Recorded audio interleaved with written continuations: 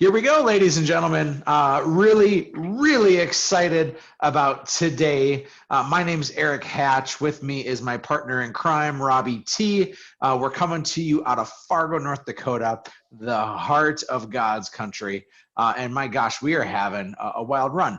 Some of you are really familiar with our stuff, and some of you are brand new to it, but we want to make sure that we educate you in the best possible way. I run a real estate company and a coaching company with Robby. I run the real estate company without Robby, but we use all of Robby's stuff to help our real estate company, and it's pretty special. We've been one of the top 50 teams in real estate for the last 5 years or so in the entire country, and this year we are on fire. Last year we sold 635 homes, which was pretty rad, but this year we're pacing for about 850 homes, and so about 35% growth in a year where everything feels new and uncertain, and we're finding our way through. So tickled about that excitement. Our team is 42 people. We're in 4 different markets, 3 small expansion markets, and then our main hub in Fargo, North Dakota. We then, about 5 years ago now, Robby, is that right? 4 or 5 years ago, we started Hatch Coaching? Yeah, something like that. Yeah, who knows at this point. But Robby was our lead ISA, and he and I both were getting a lot of demands and opportunities to coach, and we wanted to deeply impact this game. And so we knew that we could take what we learned running a real estate team and use that to enhance the real estate industry. So we said that our goal and our mission is to redefine how people treat people. And ultimately, Robby and I are deeply passionate about the client and the team member experience, that we shouldn't transactionalize people, and rather we should go deep with our relationships and deep to connect. I can proudly say that Robby is the top lead conversion and ISA coach in the industry, and he's found a great balance of technology as well as empathy, and has found ways to scale those in a massive sort of way. Is that pretty accurate, Robby? What am I missing here? No, that's you crushed it, man. You killed it. All right, well, it's going to be more of you talking than me today, but I do want to frame where we're going. And today we're talking about great lead follow-up, like unbelievable lead follow-up. I will say, and I even advertise for this too, is that this is not a lead generation game. Now, I remember when I first got into real estate, I was told this is a lead generation game. Hammer, hammer, hammer, hit the phones for 3 hours a day. You got to do this, you got to do this. And then I recognized I just kept spending more money on leads, but I wasn't doing anything right with them. Robby, let's talk about where lead follow-up has been, because lead generation and lead follow-up are 2 different things. Can you give some articulation to that? Yeah, so let's just clearly define from a 10,000-foot view really why lead follow-up needs to happen, right? For lead generation is just creating a lead, right? In some way, shape, or form. You can either go and cold call people and lead generate and create opportunities. You can go to your friends, your family, and generate opportunities that way. Or you can cheat, like a lot of companies do, and you can go buy leads, PPC leads or Zillow leads, whatever the story may be. And when you're saying that people don't have a lead generation problem, I think really what it comes down to is what people really have is that lead follow-up problem. And here's why. The lead follow-up process is very similar to gold mining. That's the analogy I like to use, is you have 100 pieces of dirt. You have a big pile of dirt you got to sort through, right?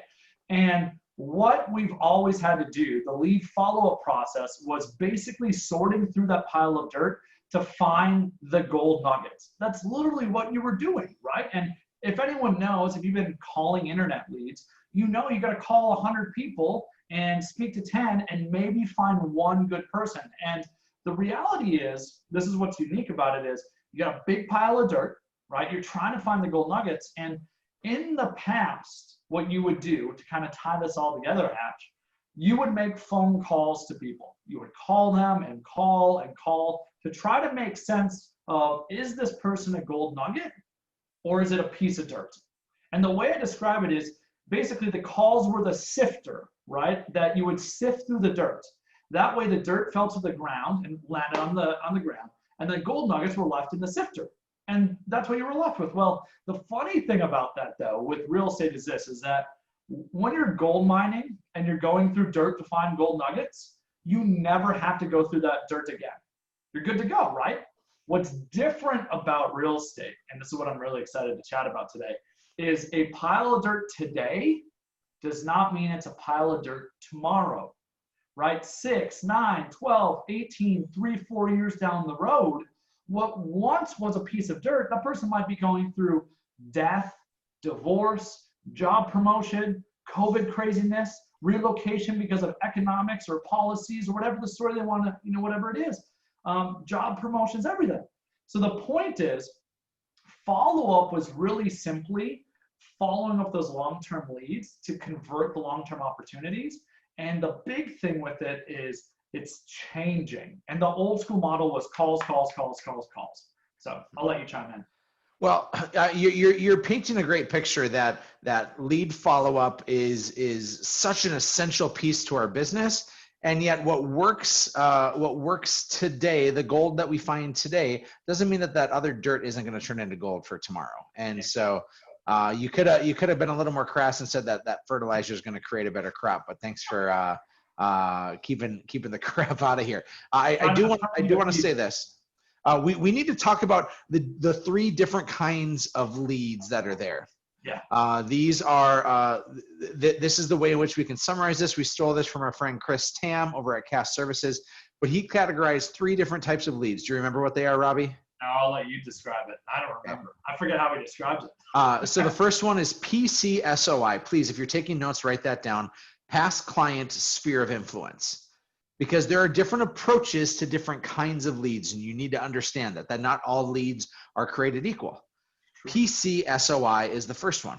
If you've ever read The Millionaire Real Estate Agent by Gary Keller and Jay Papasan, a beautifully articulate book on how to do lead conversion, it says that you should expect a conversion rate of something along the lines of 20-2 with your sphere. 20-2. And the reason why it's 20-2 is because one of those people from your sphere may purchase or sell a home with you, and one should give a referral. So you're looking at that's like a 5% success rate. And I might be wrong on that exact number, but I know it's around 5% to 8% for your sphere. Really big opportunities with people that already know you. So the first is PCSOI. The second is low-hanging fruit. Low-hanging fruit would be a sign call, a Zillow lead, a radio lead. These are expensive lead sources. Robbie, what kind of conversion have we seen on average in the industry for these kind of lead sources? Yeah, it really depends on which one, because obviously there's a difference between somebody that's calling you after they heard you on the radio. That's going to convert. Frankly, you have to mess up to not convert those opportunities. True, man. And that also full transparency. My radio budget is like $6,000 a month. Mm-hmm. That's spendy to get like 3 phone calls. Yeah. Yeah, and they're teed up. Like you have to mess up in terms of not calling them quick enough, not reaching out. And we've been there, and we can talk about that on a different webinar some other day. But those are really impossible. As long as you're reaching out, having a conversation, really what it comes down to is you're validated. That's why they're reaching out to you. With the property inquiry leads, Zillows, Realtor.coms, we convert, and it was really kind of cool. We just found out that we're converting our Zillow live transfer leads at about 15% to close. So if we get a Zillow live transfer lead, it's 15%. And that doesn't even let's pause. I get excited. No. I want to pause because 15% is not the industry average. No. Zillow told us, are we allowed to say this, Robbie? I think so. I mean, if we can always ask for forgiveness. Zillow told us that we have the highest conversion rate in the country for anybody that's purchasing Zillow deals. Hatch Realty in Fargo, North Dakota has the highest conversion rate of anybody in the country. Yeah. 15% is unbelievable, and no, you shouldn't expect those kind of results yet, but we're going to help show you today how you can get those kind of results. Well, and one of the big things about that just to know around that number is that doesn't include any of the sells from our Zillow leads or any of the pending transactions. That was just what's already been done and closed. So that number is only going to go up. Just to be very clear, that does not include the nurture leads, because we get a lot of nurture leads as well from Zillow. But nonetheless, and if there's one thing that I want people to know about what we've done and what we've built is we have built our follow-up process. We've intentionally taken it out of our agents' hands and it's strictly in the hands of our ISAs. I think that is something that we have to note, that every single opportunity that comes into our company, whether it's the low-hanging fruit, whether it's expired leads that we want them to be chasing, or whether it's the sign calls, the PPC leads, the Zillow live transfers, everything goes to the ISAs. They're basically the conversion ninjas. And really, we should probably go down this path real quick, Catch, about how we've built to that. Because a lot of people hear that and they're like, I'm hiring an ISA tomorrow, bringing them in, they're going to turn it over to the ISAs all right away. And dude, I used to advocate for that as a lead conversion coach, and I've created a lot of messes for people. 100% ownership. I did that. And the funny thing is, that's not how I was onboarded. You see, for us, when we were building our ISA department, basically phase one, how people should do it when they're doing it successfully now, is your ISA department should only work your leftover garbage. That is it, your leftover junk in your database, right? So when you bring an ISA in, have them start with the crap, the leftovers. Phase two is they still call the old leads, just the less crappy old leads, still the old stuff, right? Phase three, they finally get access, they get to play in the sandbox for the new lower quality leads, forced registration type leads, PPC leads. And then finally, phase four, they get the property inquiry leads. They get to play in the sandbox. And what I'm saying in phase 3 and 4 is not that they get all of them, but they get to play in the sandbox alongside the agents. And then phase 5 is when they finally get the easy stuff, the come list me's and come buy me's. And a lot of people ask us, why would you do that? Why would you send your easiest stuff to your ISAs? And here's why, is we wanted to create a consistent follow-up experience. If you've been on any of our webinars before, you probably heard me or Erik talk about the Post-it note effect, where there was one day where 2 sellers called into our office, got put on a Post-it note, which then went on our top listing agent's desk, and he didn't call for 2 days. Well, what do you think happened to those leads? Yeah, we didn't convert them.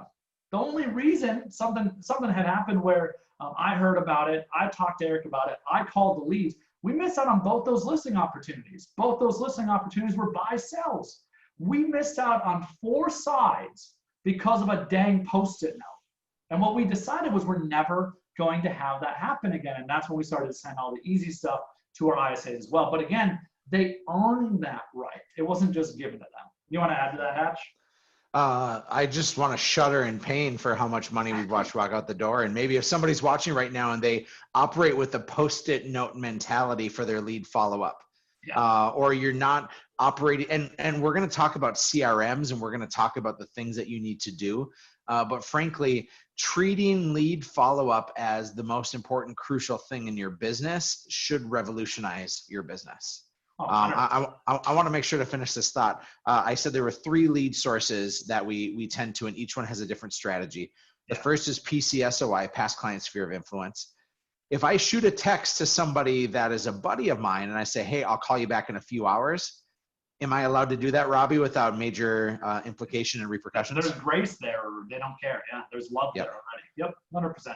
If I've spent hundreds of dollars, so that's PCSOI. If I've spent hundreds of dollars, if not thousands of dollars on that low-hanging fruit, the Zillows, the realtors, the phone calls, the sign calls, all those things, if I've spent that kind of money, do I get the grace of not responding for a couple of hours? Absolutely not. 0%. No. And so, again, having a system and a structure that has lead follow-up that can happen instantaneously is huge. Now, before I get to the third and final one, I want to make sure that this point isn't lost, is that if you don't have an ISA, you are the ISA. And your world will have some repercussions and some consequences if you're not able to tend to that follow-up with immediacy. It's why I don't advise a solo agent to purchase something like Zillow. Zillow is really expensive and it doesn't work for some people, but you have to jump on it with immediacy if you ever want the fruit from what you plant. Agreed, 100%. Yep. Okay. So the third piece is the long-term nurture game. Again, first is PCSOI, second is low-hanging fruit, and number 3 is the long-term nurtures. The high-hanging fruit. Yeah, the high, you got to climb that tree. You got to shake the crap out of it, right? Yeah. This is a low cost forced registration lead. Mhm. Robby used the acronym PPC, pay-per-click advertising, or somebody directly signing up on your website. These are the ways in which the people come to this. Robby, give a little bit of structure as to what kind of conversion people can expect on a PPC lead. Yeah, so most people are converting PPCs at about 1% to close. Just to kind of give some metrics, because I like geeking out on numbers. With PPC leads, we're converting about 4% of leads to close. And the other thing you should know about that is our average days from registration to close with a PPC lead is right around 640 some days. I forget the exact amount. And you heard that correctly. 2 years. 640, darn near 2 years. A long, Yep. long time. Robby, what's the time frame for the first lead registration till closing on, say, a Zillow lead? Usually 6 months. It's almost for Okay. always 180 days. Yep, it's the low hanging fruit. And you said a new agent shouldn't be buying Zillow leads. I would also say that new leads or new agents should not be buying PPC leads, because even with those, if you don't have time to follow up in a year or 12 or 18 months, although we're working on creating some things to change that for you, just know that that's going to take a long time for you to convert. If you need immediate money, don't spend your money on PPC leads, because you're not going to get it. It takes a long term. And for us, usually what we say is year one, we're converting right around 1%, give or take. And then years 2 and beyond, about 1% a year until we get to that 4% number.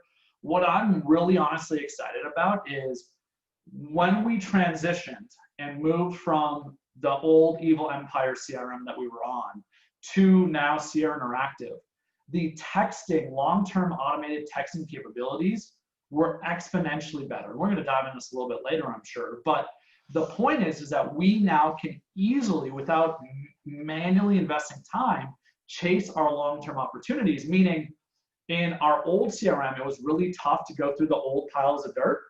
Now what we're doing with automation is we're going through the new piles of dirt, or I should say old piles of dirt, endlessly and effortlessly without having to put any work into it. You can click a button, it does the work for you, and it sorts through all of it, via texting. And again, we'll get into that later. I don't want to spoil the class too soon.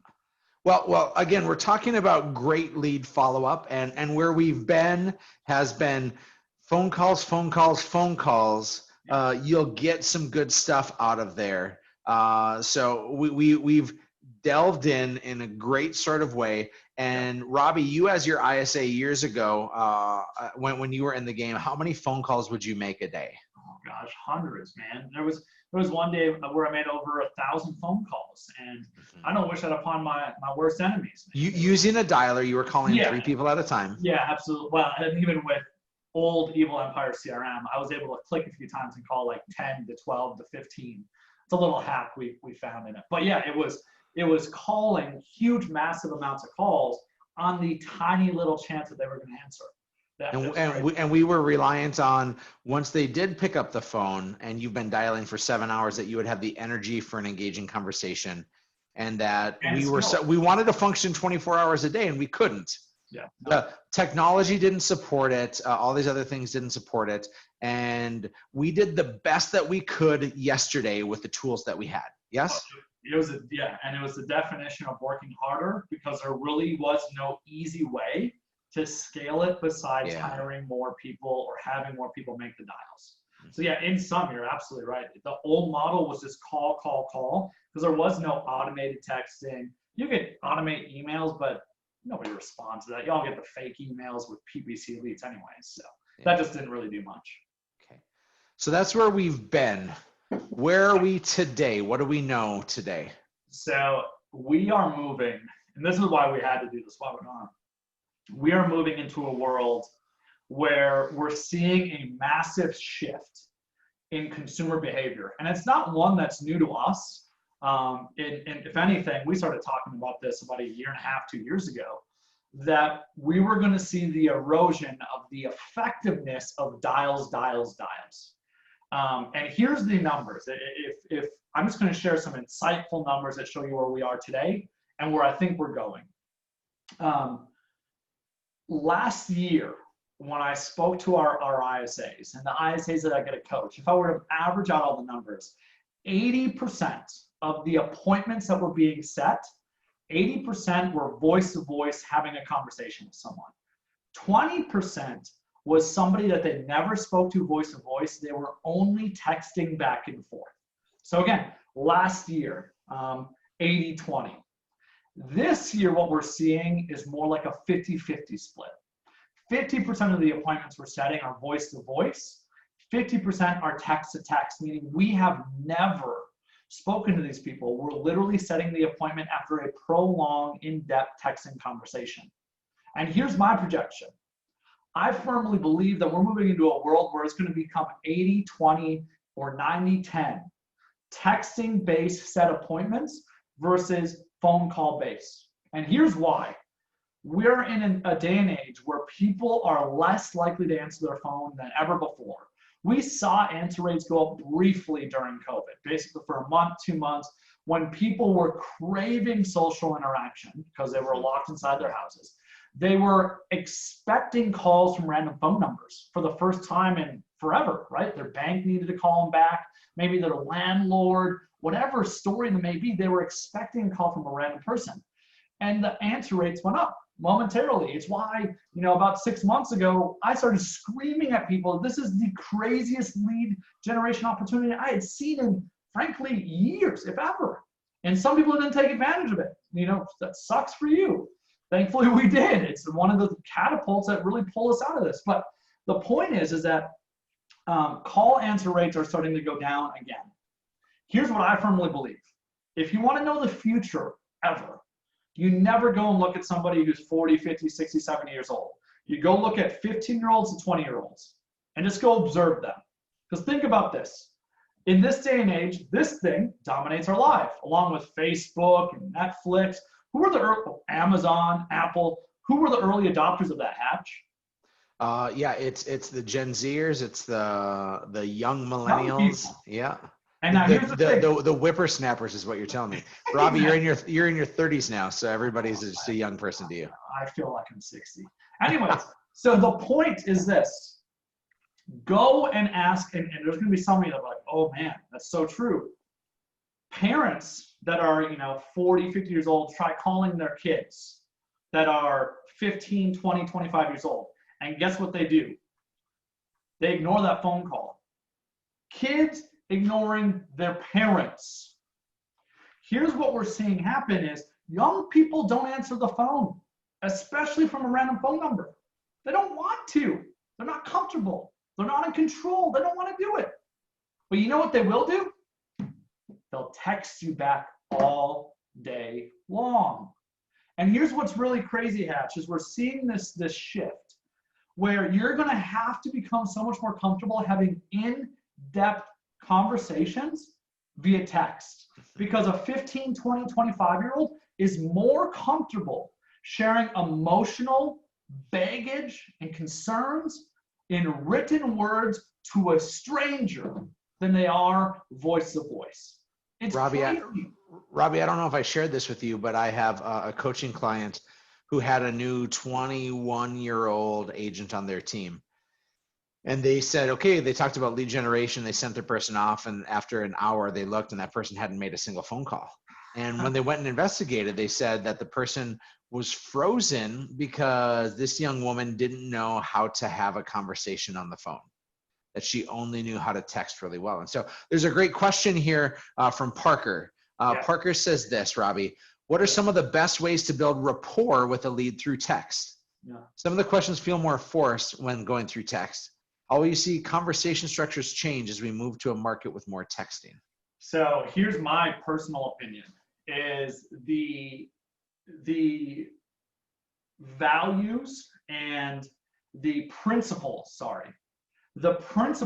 of digging deeper and asking more questions voice to voice is the exact same thing as doing it via text.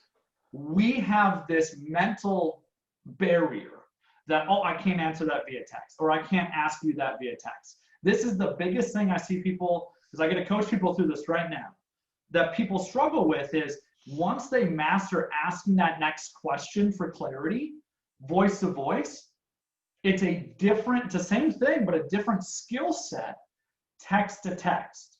What that really means is if somebody says, yeah, we're looking to potentially buy a home in a year, right? Voice to voice, what we've always trained people to do is dig deeper, ask another question. All right, so Parker, you're thinking about making a move in a year. Tell me more about that. Ask that same question via text.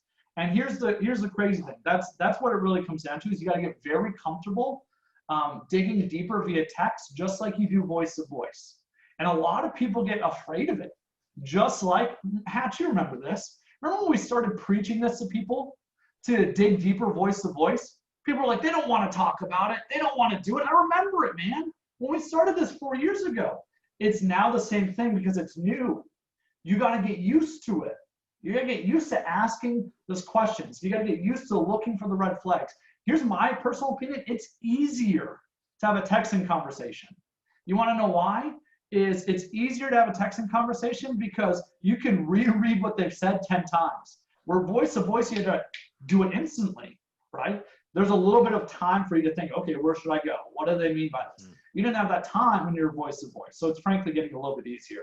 But you got to get used to digging deeper in text. And a lot of people are afraid to do that. An interesting question here from Jackie. She says, I've sold over the phone in other industries for years, and this is difficult. Yeah. I feel it is so much easier to pick up the phone. And Jackie, it is for you. Yes. The greatest lead follow-up skill, the greatest sales technique is to mirror and match those that you are connecting with. Correct. And the opportunity is right now, Robby just alluded to it, the millennials, the Gen Zers, those groups especially are wanting to text first. Maybe you can close them over the phone, but they're going to want to text to establish trust and credibility and for you to mirror and match their way. As an example, there's a realtor in town here who refuses to text message. And so I need to communicate to him, the inspection is tomorrow at 10 a.m. And instead, I have to play phone tag 5 different times, voice to voice, in order to just get this thing communicated that he could have just sent a simple text message over. Yeah. And I'm 40 years old, and he pisses me off every day that I have to work with him because he's not doing what's best for me. He's doing what's best for him. And that's what is the underlying message of any great lead follow-up is your ability to learn and understand who it is on the other line and to give all these different avenues in which to connect with them. And here's the biggest thing. If I were to break it down based off what we're seeing, Hatch, if somebody's generally under 40 years old, again, I'm making generalizations here, under 40, text first all day long. That's what they want. They're a lot more likely to respond to a text. They're a lot less likely to answer a random phone call. I have a ton. I'm fortunate to coach a lot of millennial realtors and teams. And they're like, yeah, I don't ever want you to call me. I want you to text me. That's just the world we live in. And even the realtors I get to coach are like, I don't even want to answer a random phone call, even though that random phone call could equal money for me. So that's the world we're going into. The second thing is 40 to 60. Again, these are generalizations, but it gives you a rough idea. 40 to 60, it's a grab bag of how they want you to follow up with them. It's a grab bag of some text, some phone calls. I was going to say emails, but that's kind of a joke. I say it all the time. Emails are pointless. Text and phone calls. And then 60 plus, they don't want you to text them or they're not going to respond to it. They are a lot more likely to answer the phone. So a really good example is my grandma, right? My grandma's, basically just right around 80 years old, so way above 60. Gam Trefferthrin, yeah. And when she gets a phone call, I swear my grandma moves, like she books it. Like I don't see her run, but except when that phone rings, she's like, I gotta go and answer it because that's the world she grew up in.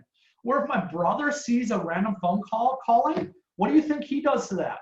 Who's 24 years old? Red, decline, all day long, decline.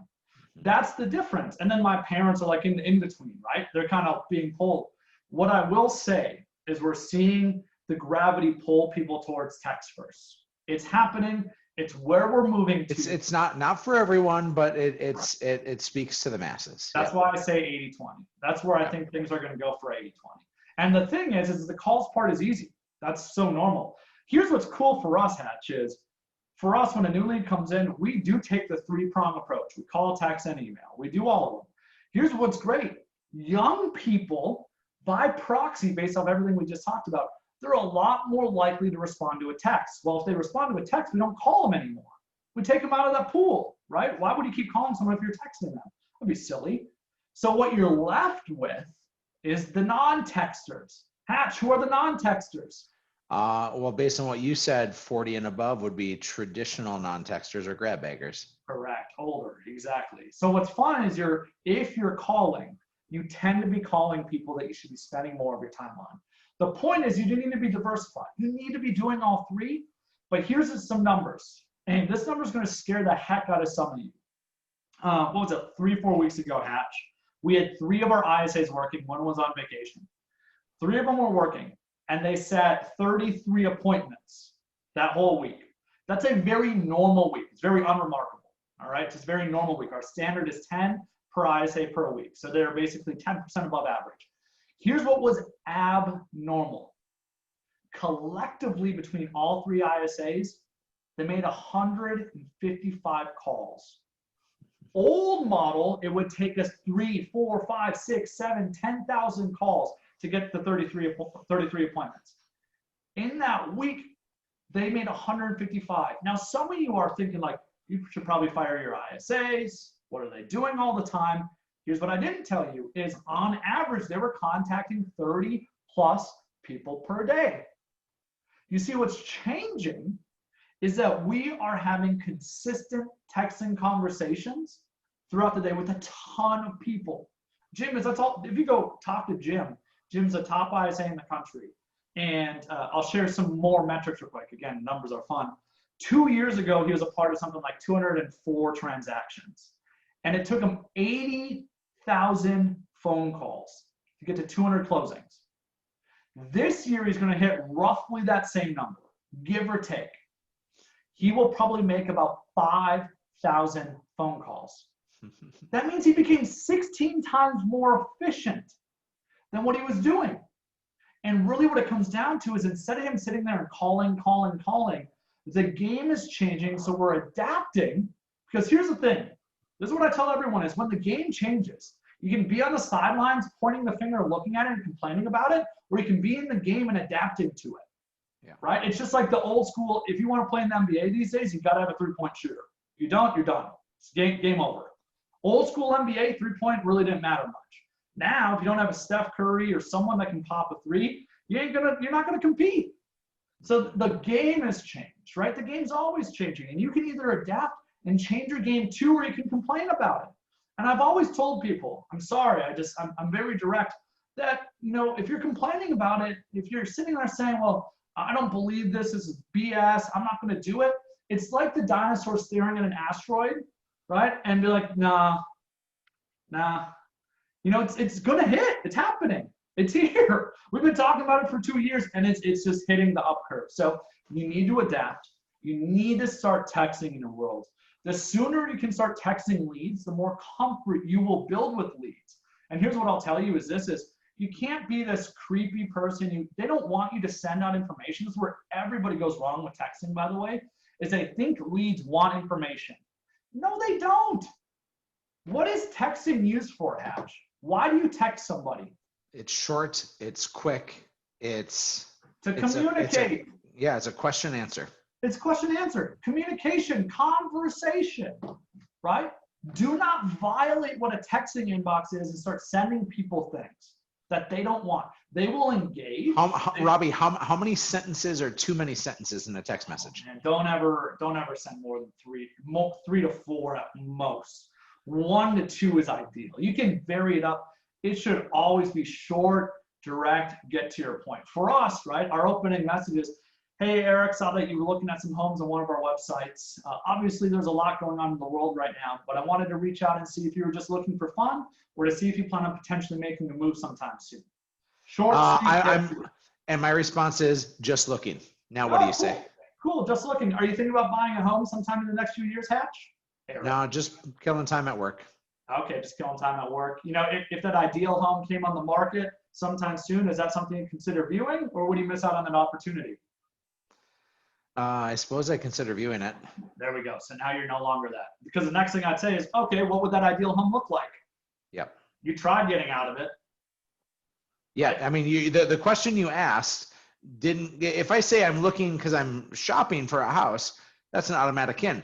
If I say I'm just looking, you're not giving up on that. Oh God, no. Yeah, but no. you're not asking a closed-ended question. You're not asking a yes or no question. No, and I don't give up. I tell everyone, whether you're voice to voice, because it doesn't matter. What you and I just did truly did not matter. This is what people need to get through their minds is all that changed is the medium. Is it voice to voice or is it written word? Same message. Now, of course, with written text, my thing I tell everyone, please, I just had a conversation with the client the other day about this. If something is emotional, where there's some not them describing emotion or something that they've gone through, but I'm saying they're frustrated at you or you've let them down or there's something like that, there's emotional baggage between you and them, do Tension. not text back. Tension, yeah. About it. Yeah. Hey, send a text like, hey, can we chat voice to voice on this? And then talk to them. This is going to happen more and more. They're basically, I call these texting battles, right? And they don't do anything. I've seen it happen between agents and clients all the time. And it can lead to some nasty stuff. And here's the crazy thing, it's all documented. So anyways, yes, it's funny because I get to see it and I'm like, you should not have done that, right? If somebody brings up, if somebody disappoints you, don't express your frustration or your disappointment via text. It will not come across how you want it to. Instead, hey Erik, is there any chance it's so weird calling you Erik, I'd never do that. Hey Hatch, I'm just gonna call you what I call you. Hey Hatch, is there any way we could connect voice to voice on this and get voice to voice? But again, with leads, that's probably not gonna happen. Now, we're going to move on here in just a minute, but Leanne has a great question here. She says, what's the best strategy for moving a good text conversation to a voice-to-voice call without turning the lead off? You don't need to. This is the thing, is last year we thought we had to. Remember, I just told you that about half the appointments we're setting between my clients and our ISAs, half are being set via text, 0 voice-to-voice conversation. That seems weird for us old schoolers, right? But for a 22-year-old or a 25-year-old, that's how they want it. They don't want to talk voice to voice. They don't. They'd rather you have a prolonged texting conversation because it's on their own terms. It's convenient. What you have to do is you have to be very comfortable asking for the appointment via text. That's really what we went through in the last 12 months is we used to think, all right, you got to pivot it to get voice to voice. And here's how we've seen you can differentiate the two. Is if somebody is, pretty, I guess you could say, inept at texting you, get on the phone with them, right? If you're texting somebody that's older, you can tell. If somebody's texting quite a bit of information, they're good to go. You could ask for that appointment all day long via text. So you kind of got to get used to that. And then there's 3 things I want to dive into, Hatch, real quick. So we used to talk about how really lead conversion, lead follow-up comes down to 3 things. Write these down. Number 1, it's going to be a very familiar term, Hatch, speed to lead, right? That matters. It still does. But I'm going to tell you, I don't think it's going to matter in about a year or 2. I'll tell you why in a second. Number 2 is speed to response. All right. And then number 3 is speed to service. Here's my theory. And I want you all to tell me what you think. What has changed? What we've talked about through all this is the fact that old school reaching out to the lead for the first time was a call. Now it's transitioning to texting and calling, and we're moving towards more heavy texting. What I think is going to happen is people are going to figure this out. More people are going to hear this, this webinar, like, oh man, we got to automate some texting. And here's the thing, what happens when everybody starts automating their texting is speed to lead becomes the same. That's no longer a competitive advantage. Our competitive advantage was nobody else was calling. I remember the good old days, and there probably is still some out there, that they get a Zillow lead and they don't call for a day or 2, which is just crazy to me. But speed to lead in the age of automation with texting is going to become less and less and less important, which leads me to phase 2, speed to response. What's going to happen is You text a lead, now the lead's texting you back. We're contacting, depending on the campaign and the lead source, 40-ish% of leads within 24 hours. Within 1 day, we're contacting about 40% of leads. They're texting us back. From there, you got to carry the conversation on. Speed to response. And what I tell everyone is, you need to make sure you're getting back to somebody's response as quickly as possible. Generally within an hour if possible. That's how lead conversion is changing. Instead of calls, what we're seeing is the spreading of doing the lead conversion work over a whole day from 8:30 to 9 p.m. in micro touches. Because imagine if you're carrying on 20, 30 conversations, text conversations in a day. It's one text. You don't know when they're going to text you back. You have no clue. That obviously brings up some problems as well. But the point is that I think we're going to see a huge shift in what matters in lead conversion from not just speed to lead. I think that's not going to be a competitive advantage anymore. Your competitive advantage will be, are you actually responding to your leads when they responded to you in a timely manner? And that's a different game. There's a lot more problems that can happen there. For us, here's what I can tell you is I log into Jim, our top ISA's account, every day. Every morning I log into it. Usually because I use Jim's account to show people what we're doing, frankly. It's super fun. But when I log in, what happens is Jim keeps his inbox at 0. And what Jim does is as something comes in, he processes it out. So his inbox is always at 0 all the time. And it's fun because in the morning we can see, probably on average, if you were on with us, and from what I see, he has 7 to 15 responses every morning right around 8:30 a.m. He's literally walking in to 7 to 15 contacts to start a day. Right? It's crazy. We used to have to make, if we wanted to make one contact, we would have to 10 exits. So if we wanted to contact 10 people, we'd have to call 100. We don't have to do that anymore. It's the old way of doing it. We don't have to do anywhere near. And this is the crazy thing is, we're going to see the value. Speed to lead's not going to matter. Speed to response is going to become the main metric of how quickly is somebody getting back to someone once they've texted them. And here's the thing, they can text you back at any time of day. I'm not saying you need to respond at 11 p.m., but are you responding to people always within 24 hours? Are you trying to respond always within a few minutes or so, or an hour? Because this is what I believe, Hatch, is your inbox. If something comes in and your mindset is, I'll get to it later, right? If you have that mindset, what you're telling the universe is, now I'm good, I don't need anything. Instead, what I know, because I've watched Jim do this throughout the day, is religiously that dude's clearing out his inbox. He's going in, clearing out, responding. Repeat over and over and over again. What he's telling the universe is, now I'll take on more, I got this. So that's really the currency of the future, is you gotta have a platform that allows you to do this. And then the final thing is speed to service is a really big deal. And speed to service is you sitting down and really you scheduling a time for somebody to meet with someone that can actually help them, whether it's a showing, in-office consult, whatever it may be. So there it is. I'm off my soapbox. Beautiful. I want to make sure we use our time wisely because we're going to wrap in the next 15 minutes here. We talked about where we've been, a lot of phone calls, a lot of grinding. Where we are right now, that's a lot of text messages and a lot of automation. Where are we going now, Robby? We are automating everything. Phase 1 for us was automating new leads. Really what we're doing, we just created this, we started beta testing this idea is, phase 1 was automate new leads. Phase 2 was automate follow-ups to the not interested leads. Now we're moving into phase 3, which is the one I'm the most excited about because I think it leverages somebody the most, is automating your follow-ups with those people that tell you they're 6, 9, 12, 18, 24 months down the road. And the funny thing is that the person that really pushed me to do this was Mike Novak, a good friend of both of ours. He basically came to me 5, 6 months ago. It seems like forever ago now with COVID. But he came to me, he's like, dude, I don't have time to follow up with my leads anymore.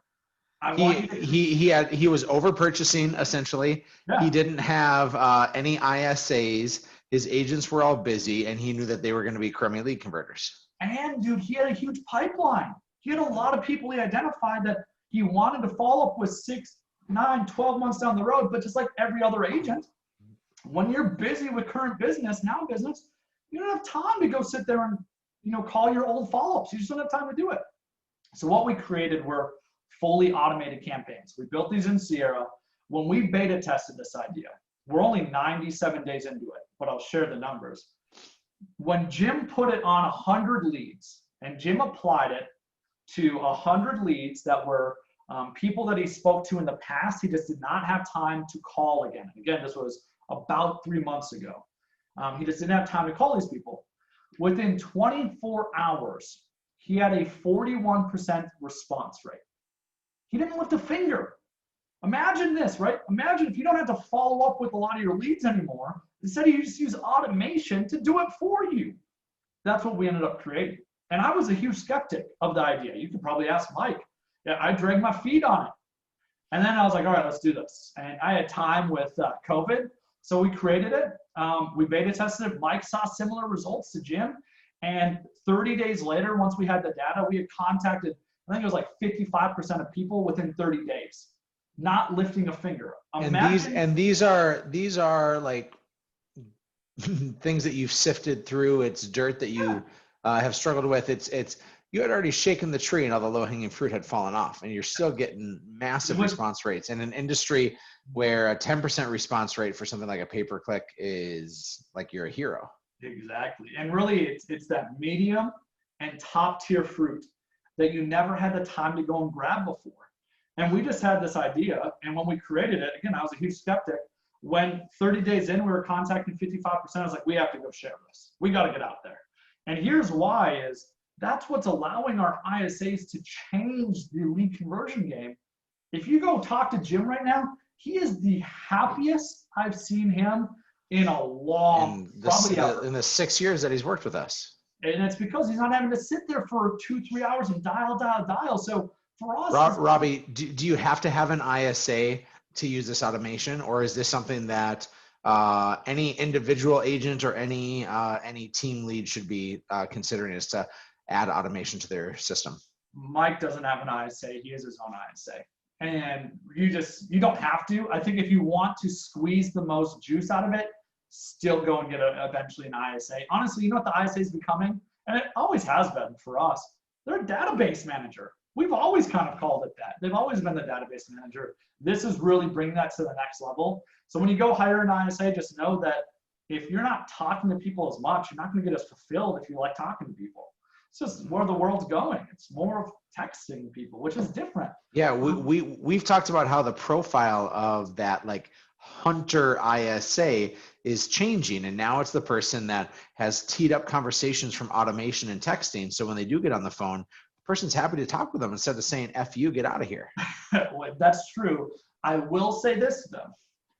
That person still needs to be hungry and motivated, because they need to be willing to walk away from their dinner table at 7:05 sometimes and call and text that lead still. You still have to do those things, right? Really what this is doing is you're getting texts on Saturdays and Sundays.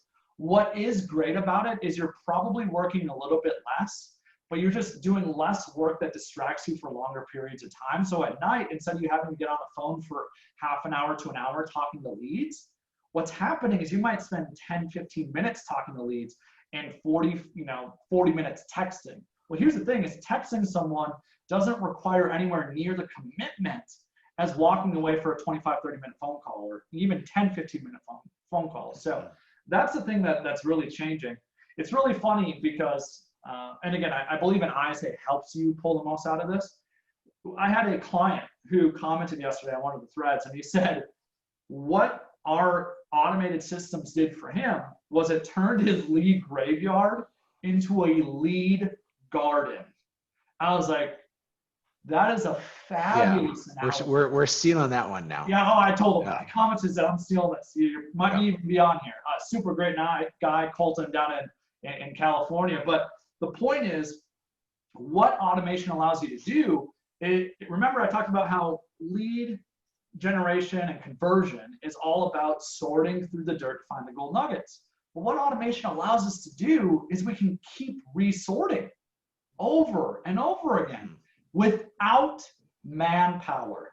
And that's the big thing is, for us, an ISA can never have more than 12 to 1,500 people in the pipeline before. You just couldn't handle it. It was really difficult to properly maintain that pipeline. You just didn't have enough time in the day to call new leads, to call old leads, and to make sure you're following up with leads. Well, now what's happening is we think we're going to be able to 3, 4, 5x how many people are in the pipeline, because you don't have to spend 2 hours a day calling, or 3 hours a day. So I'm excited about this, frankly. I think this is a shift that for those that take advantage of it and master the skill set, I think it's going to allow you to really take advantage of it and really convert leads at a much higher level long-term if you have that mindset. But I'll end on this note. This does not mean all text messages you're sending are created equal. Not even close. There are a lot of people sending junk texts, and there's actually some really good research I've done on this. Twilio, a company that manages texting for basically every business out there. If you haven't heard of Twilio, go and Google them. One big thing was they've given really good guidelines on how businesses should text leads, right? Because it's kind of a new age thing. And what they've said is your texting, and write this down, should not be marketing or sales based. Your text should not be marketing or sales based. It should be conversational, peer-to-peer based. It should feel like a friend is texting you. Because here's the thing, what you all don't know is that the carriers, Verizon, AT&T, Sprint, they're all deathly afraid that this thing and the phone number becomes an email. And how much do you pay for an email? Big old zero. I could have 150 emails tomorrow if I wanted, if I had enough mental capability to create that many emails. But I could get as many as I want for nothing. Do you pay for your cell phone? Absolutely you do. Data, phone access, texting, all of it's all included. But their biggest fear is that if they allow the spamminess of sales and marketing to invade texting, like you did email, you don't pay for it. If you don't pay for it, where's your income go? So that's their biggest thing is they're starting to actually filter out messages, blacklist phone numbers, because people are sending things they shouldn't be. So be aware of that. Not to say that some things won't get throttled and stuff like that, but your messages need to be conversational in nature. That's what your messages should look like. Is like texting a friend. Now, allow me to say this because we're almost out of time. Is one of the ingenious things that I think that we've done is we've taken where the industry is going and we've tried to help lead it there. And so, fortunately, we have created some solutions for some of the problems that you just articulated. And if I'm Joe Blow Realtor out in Des Moines, Iowa, and I'm listening to this saying, yeah, I agree with all you're saying, but where do I start and where do I go? Fortunately, we've pivoted and we've found some really great opportunities here. The first I want to talk about is Robby has built out a training package. It's available on our website. We'll send you a link here afterwards, but it's called Hatch Training, where it is like a 50 video series. It's a module of training things that's teaching people how to do lead conversion exceptionally well. And it is simply a monthly subscription, and you are crazy not to jump on that because we set the price so low that you're going to get Robby's access and you're going to get all the things that he knows, and you're going to have that as an asset for you and your team, all for a low monthly price. So we really like that. In addition to that, Robby mentioned a few times that the CRM that we use is Sierra Interactive, and we shopped around every single CRM, didn't we, Robby? I love almost all of them, yeah. And we compared apples to apples, and we found out that Sierra, for what they could do with mass texting and with their capabilities of sending out GIFs and memes and all these other things, they won hands down. And we've built within there some massive technologies of both the messaging that we send out, so all of the automation and everything, Robby's built that out, as well as the system of what supports it. And you can bolt that on to the already good technology of Sierra Interactive. So we'll send you some details on that. Or again, you go to our website, hatchcoaching.com, and you see that. Robby, do I need to cover anything else on those two pieces before I give a couple final plugs? No, I just had this thought, and I'm going to commit myself to it, is I'm going to be adding a module to my lead conversion training on how to text leads. So that is something I haven't done yet. I have one that's all about mastering the conversation, and the principles are going to be very, very similar, but I'm going to go create one on texting leads. So that will be coming. I got to go create it. It's not going to be out tomorrow. It's going to take easily 2-3 months. So by the end of the year, but it's on the roadmap now. The stuff that Robby's doing within YLOPO and Sierra and pay-per-click, and it really, we have opportunities, and he's even built some things within Structurally, which is like a bolt-on artificial intelligence thing to chase after all your leads. Like what Robby has done is available for everybody. Go to our website, make sure you check it out because it's so unbelievably important. Chris asked the question, what do you need to look for Robby subscription videos? It's the Hatch training package. So if you go to hatchcoaching.com, take a look at Hatch training. I have a package in there too. Robby has one, and we have another one coming out here soon, which we're super excited about. Are you gonna tell them about that one? Oh my gosh. So mine is how to build a real estate team. So if you're thinking about building any sort of thing within your ecosystem, I give you both the numbers, the art, the science, all the things that you need to build a really great real estate team. And then our main guy over at Hatch Realty that manages all of our training and onboarding, he's built a video module that will literally be an HR package in a box for you. He'll train and onboard all your people alongside you, so you don't have to try to find all the time and find all the what to say. I mean, it is the biggest no-brainer in this industry if you have anybody coming to you. If you're going to build a team, my stuff is no-brainer. If you do any lead conversion, Robby's stuff is no-brainer. And if you're onboarding people, Connor's stuff is a no-brainer. Can I chime in with that, Hatch, real quick? Please, go ahead. So you all need to hear this. So Gary Keller had an MREA that completely changed real estate and how it was done and created a whole new model. What Erik did with his how to build a real estate team is video formats of how we've used showing partners to build a profitable real estate business that scales. And it's literally a blueprint. And here's the fun thing. If you sign up and you're in that and you send Hatchman a message, I know Erik's heart. He's too North Dakotan to ignore it. So he's going to respond. So if you it's the cheapest way to get our coaching. That's for sure. It is 100%. Watch these webinars, subscribe to our YouTube channel. That's the cheapest way. If you want some really refined stuff, do our training. And if you want the high level stuff, we're here for hire too. The last thing though is right now, as we record this is September 1st, September 23rd to the 25th, we are doing, we think, the first live and in-person real estate event since COVID hit. We're going to follow all the rules and guidelines, but we have about 150 people, give or take, that are gathering in Fargo, North Dakota for, I think, the event of the year. Not just because other ones haven't happened, but because we do some really special stuff with our summits.